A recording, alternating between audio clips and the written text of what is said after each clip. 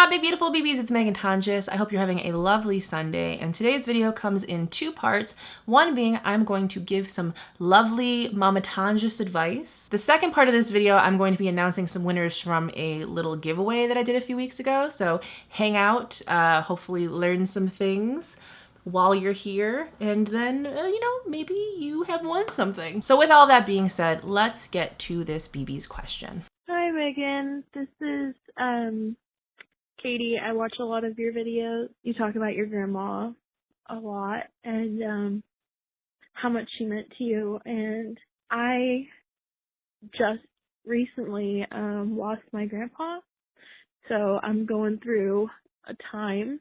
It's been difficult. Any advice on I don't know, any advice on how you keep going through things and keep pushing? I could just use a little help. This is the first death in my family that's really affected me. So I know a lot of you right now are probably like, why did you choose such a sad question? I'm over here trying to be excited, eat dinner with my mom, and now I'm crying. And you know what? On Mother's Day, I often think of my grandma, because she was very much like a mother-like figure for me. And so you know what? Margaret was just calling me to love on this BB and to hopefully help out a little bit. Before I get started, I want to thank you, BB Katie, for sending this voicemail, for being super vulnerable. I can hear it in your voice. I know exactly what you're going through right now, where you're trying to keep your shit together and you're just trying to get through the words, and you're trying not to cry, because if you cry a little bit, it's just over. So I want to send so much love. I want to give a little internet hug. I want the BBs to leave you love below, and I want you to know that,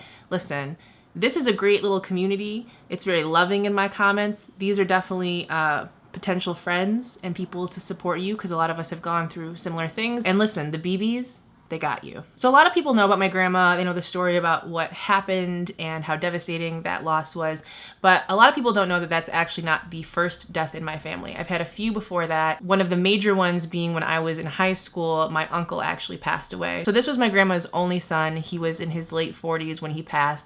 And when he was younger, he actually had a pacemaker put in. He had a heart condition, and he was probably a few years past needing to get that re-upped. And he was with his kids, and he started choking on something, and the choking led to him going into a full-blown heart attack, and unfortunately he passed away. And I was actually signing up for summer community college courses. My mom got the phone call, and then the next thing I knew, I was being picked up by a friend of the family, and by the time I got home, I just remember kind of my grandma being very, very upset. Everyone just kind of immediately dealing with the loss of this very vibrant personality. So I had some experience, I think, watching the adults in my family and how they grieve and how they mourn and the process that they go through. So I think I had a little bit of that to fall back on when I eventually lost my grandma. Before I get into this, I really do need to say that grieving is such an individual experience, and you just kind of go through all of these stages and all of these steps all out of order, and things that you thought you were over and you were okay with, they kind of pop back up at weird times. And in a lot of ways, this is kind of a lifelong process. Take the bits of this that you need, and hopefully it helps a little bit. So for me, the first year straight out of the gate was devastating, and honestly was there was no opportunity for me to look at the situation and try to be logical or try to move on in any kind of way. It was all just hold on, you're about to go for a ride, it's going to hurt a lot, you just have to get through it, you just have to make it to the next day, to the next hour. The way that I think is very visual, so the best way to describe this is kind of being lost at sea and trying to keep yourself afloat. There's no time to think about anything other than just surviving. This is a time when you're really just going through the motions. You kind of are telling people, I'm fine, I'm okay, because going into all of it just opens so much that you're not ready to deal with. This first part of it is really getting through the funeral, getting through that year of firsts. The first Thanksgiving, the first Christmas, the first birthday, all of the little events that you're used to having them call you or send a card or be a part of. And this is a great time to have friends or family around you that you don't need to dive into every little detail and talk everything out right away, but you can kind of just be with, be around, have their energy around you, and in some ways distract yourself, but also kind of slowly acclimate yourself to a world without this person. The second phase of this for me didn't happen till a year later, and this is what I call like reintroduction. Now you have to start talking about them again. You have to start like integrating them into your life again in ways that don't completely destroy you. So two of the ways that I did this was I started to, in conversations, bring up my grandma and say, oh, Margaret would have really loved that. Oh, Margaret probably would have said this, and kind of have her be a part of these conversations where it was just like a little bit, like not too much where it hurt a lot, but just a little like recognition that like, oh, if she was here, she would still be a part of this situation in this way. The second thing I did was take really painful times, painful dates, specifically the day that she died, and turning that into a holiday, turning that into a time for reflection and celebration. So that's why I created a day for Margaret. For me, the 1 year anniversary of her death, I didn't know what to do. I was like, I don't want to sit and cry all day. I really thought about things that she would like to do had she been younger.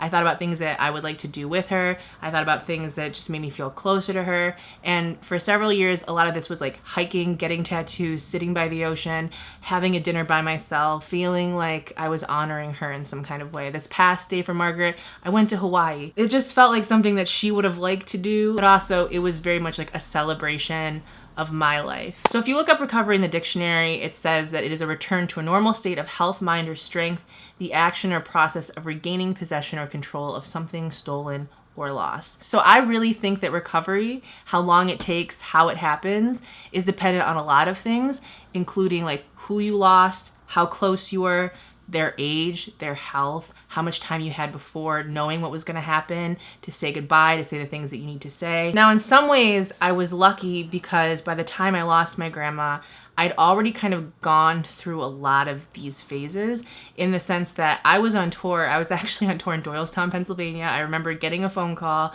the day of a show and hearing that she'd gone into a coma, and knowing that I would have to drive home. I had to get through the show, and then I was gonna have to drive home. And I went home expecting a funeral. I ended up staying home for a few months, her waking up from a coma, getting her into a nursing home, getting her from a nursing home to our house. That was an experience, and I learned a lot of very not fun lessons. And I also appreciated a lot of things about my life and about my grandma, and it changed the way that I view my body, and it changed the way that I view my life, and it had a huge impact on me. Very painful, very painful. Had some things happen that were not fun, but I grew up a lot. I also then had 2 more years to say the things I needed to say to her and to have her in my life, even though I was living in Los Angeles. And so I also think that, you know, part of that distance away from my family and things made some things really hard, but also made things easier because I wasn't like around her stuff, and I wasn't seeing places we went together all the time. Like I was kind of in my own little world, my own little life that she had never necessarily physically been a part of. Do I think that I said everything I needed to say to her? No. Because I, you know, even over the past few years, there are things that I didn't know yet. There are things that I just didn't have an insight into yet. That come from just getting older. And so there are things that I wish she was around for, that I could be like, hey, I'm going through this. What should I do? Hey, this is happening. This is a new experience in my life that I wasn't going through in my early to mid 20s. Help. She knew that I loved her, you know? And if that's such a lucky thing to have, because a lot of times you just never know what's going to happen. And sometimes we don't always end on the best note. We don't always have that great last conversation. And she knew that I loved her. So that was most important to me. This is really the part where life starts to settle again. You start to get in a routine. You have enough distance where listen, you know they're not coming back, but I think it takes time for your body to catch up with that fact. This is hopefully where every day isn't like day one. Finally, the phase that I hope that I'm in, I think that I'm in, though there are parts of me that are like, did you really grieve her the right way? But there is no right way. Like, this is just a loop that goes on for a long, long time for a lot of us. And some people get over things quicker than others. And some people are great for 20 years and then all of a sudden it's a Christmas and they think about them again and they're a wreck. So it's just, this is again, lifelong thing. So now we're in the rebuilding phase, which is what I think I'm in 4 years out. I'm gonna be matter of fact. This is the part where you have to look all of your expectations, all of your fears, all of your sadness, all of the everything in the face and say, look, bitch, I got the blueprint for this and we gotta get our shit together. This is the part where you have to dig down deep and say, okay, what kind of person am I going to be after them? Love just doesn't disappear because all of a sudden someone's gone. Eventually, that love has to go somewhere, and you're going to, at this point, figure out where that love is gonna go. What room in the house does the love go in? You gotta distribute that, okay? You're not taking it away from the person that you love. There's always a place for them there, but at some point you gotta take the burden of that pain off of yourself, and you gotta turn that into some other kind of energy, and you need to redistribute that. Don't care where. Hopefully somewhere good. You have to start figuring out how you're gonna find peace. Are you someone who's like, you know, this is part of God's plan. This is the universe doing what it does. There's a greater plan for this? Are you gonna be the kind of person that's just more reflective and kind of realizes that, like, I only have so much time with people I care about, so I'm going to take this experience and know that I need to say the things I need to say when I need to say them. I don't want anyone walking around this world not knowing how I feel about them, not knowing that I appreciate them, and I also don't want to waste any time in situations that don't make me happy or don't fulfill whatever greater purpose that I feel like I have. Are you going to be the kind of person that withdraws and puts walls up because you never want to feel that kind of pain again?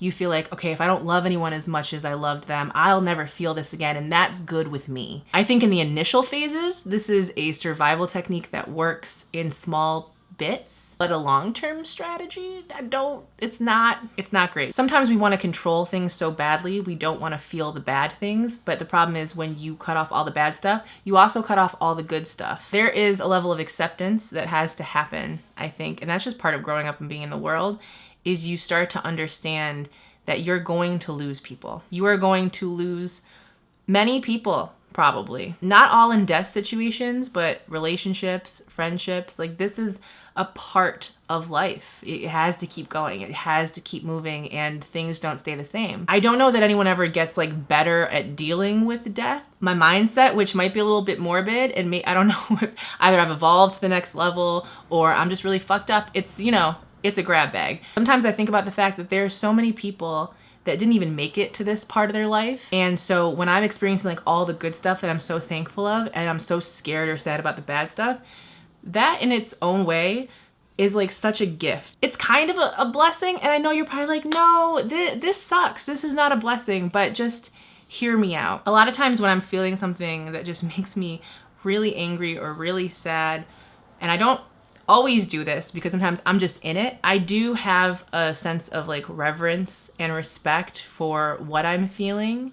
And the fact that the fact that I can even feel those emotions, obviously when they're not completely overwhelming to the point that I can't function. But sometimes I can feel myself step back from them and see that like there's something really beautiful and human about this, what I'm feeling right now. Something that so many people, if not everyone, has felt at some point. I have access to that. I have access to all of these things, some of them good, some of them bad, and how I use that to fuel me and how I use that and that energy to like put it into what I'm doing is important. It's a well that I can pull from. I try to think about like, what did this person that I love, what did they give me to carry, and what am I doing with it? The hardest thing for me was understanding that there are gonna be people that I meet, that I fall in love with, that are a huge part of my life, that are never gonna know her.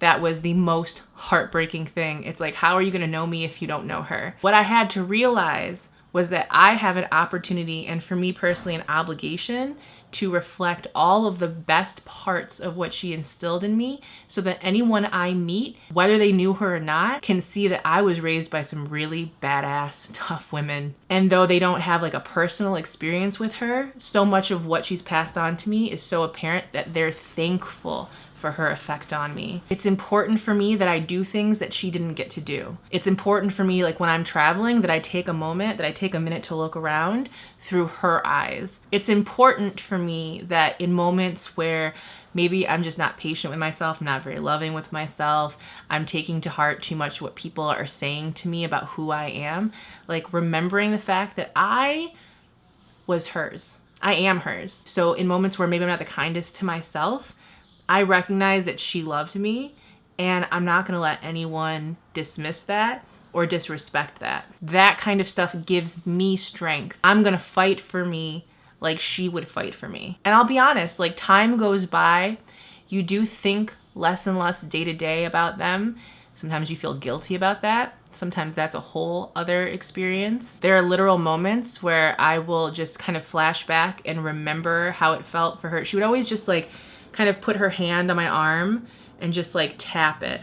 It's just like very calming. I just remember like the way that her hands looked, her nails, everything, and just like how calming this was. And I will think about that sometimes when I'm just really going through it. Sometimes I'll like do that to myself and just like imagine she's there. You start to find ways to self-soothe, and then you start to come back to yourself and you're able to think about them and talk about them, and you don't feel that like that knot in your throat where you just you have to stop in the middle of the sentence because you're just like choking on sadness. Again, visual thinker, so literally imagining a house and rebuilding a house, but it legitimately, it's like once you figure out where everything goes and you feel like everything is in its place, you figure out ways to keep going, and it gives you a new appreciation for the people that you have. It gives you a level of empathy and vulnerability with other people because you understand what that pain is now. It's like kind of being in a club that no one really wanted to be in, but we all end up here at some point. And I can only speak for myself, but you know, I think my grandma's death made me a kinder person, more patient person. In some ways, it also made me realize that like a lot of the stuff that we do to each other to just like make life harder is such bullshit. And it's like, why are you putting up all these walls? We could just love each other because one day we're gonna die, and I know what that looks like. So if you could just like hurry up and get through your bullshit so that we can just enjoy life and not have all these conflicts and these like man-made reasons to fucking avoid our feelings. It's just, I am going through things. You're probably gonna cry at more stuff. Like there's gonna be some Hallmark commercials that come on. You're gonna find yourself crying at like a toothbrush ad one day, and you're not gonna know why. And you know why? Because your heart is open now. So yeah, that is kind of where I'm at. This is, I mean, listen, I sat down and really tried to break down like, okay, what are the different steps that I went through and how did it feel, and what advice would I give to someone else that's like at the beginning of this journey? But no one really has like the perfect way to heal. We're all just kind of doing the best we can and figuring out what works for us, and hopefully some of those things resonate with you, and hopefully some of those things help. And yeah, I'm just sending lots of love, and I hope the BBs also send you lots of love too. It's a hard life, man. It's a beautiful life. There's so many great things that can happen, but it's tough, and no one gives you a roadmap for some of this shit. And now the second part of this video, which there's no good way to transition into this, because how do you go from sad death stuff to what's about to happen? But you know what? My grandma loved laughing, okay? And so this makes me chuckle inside, and so it's worth it. I need to announce the winners of this sex toy competition. I didn't realize I was gonna be doing like a video about mourning today. I asked you BBs to name this toy. Many of you sent in your comments, and many of you had great comments, but I chose one winner. The winner of this toy is Christina Rodriguez, who wanted to name it Kamal E. Faithful. That's the name the Lord intended for her. Thank you. You're welcome. I love a blessed name, okay? My grandma's ghost approves, so. See, one day you're gonna get to that point where you can say shit like that and you don't start crying. So here's the thing though. There were so many good comments that I actually chose a second winner. You're gonna get the FemFun Diamond Wand, okay? And the person that gets this is Marty Lopez, who said I would name it Riley Finn, because let's face it, that's all he was for Buffy. This is yours because we love a Buffy reference and we hate Riley, okay? I love you all. I hope that you're having a lovely day. I am so sorry for the person that I am. You can find me Meghan Tonjes on most things, and I would super appreciate you saying hi to your grandmas for me, because I got places to go, I got people to touch. I like your faces very much, and I will see you tomorrow. Bye.